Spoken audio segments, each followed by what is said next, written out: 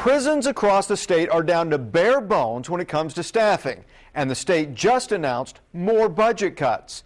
All new at 6, the Department of Corrections plans to furlough employees 23 days this coming fiscal year. 2 News reporter Sara Goldenberg has reaction from the just done correctional facility in Taft. Department of Correction employees say they've reached the breaking point and they don't know how many more cutbacks they can take. At the just done correctional facility, there is 1 officer on staff for every 82 inmates. Just 12 officers man the prison each shift. Next fiscal year, the prison's budget has been cut 10%. Taft residents worry about safety with less officers.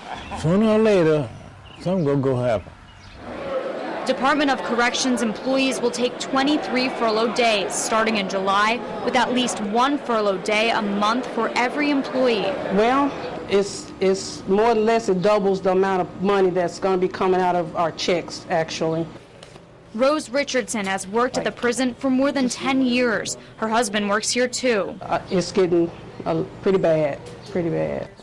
She says she's never seen cuts like this before. Her caseload has increased tenfold. It takes a toll on you mentally and physically. The stress level goes way up.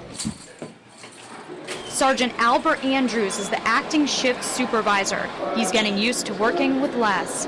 We're multitasking. We're doing the work of, normally what we might have 2 officers, we're having to cover for that person we don't have anymore. He says the cuts keep getting worse. I've been with the state. We haven't received a pay raise in the last 3 years, so it's been really tough on families just to be able to make it, especially with everything, the cost of everything going up. Sergeant Andrews says they do the best they can, but they worry about safety. Especially with the weather starts getting hotter, temperatures start to flare, everybody's on edge, so it's really not a very good situation right now. $30 million of supplemental funding could be on the way, but if not, that means more furloughs. At the just done correctional facility, Sara Goldenberg, 2 News works for you. Sara, thanks. Now, just 1 furlough day saves the Department of Corrections more than $600,000.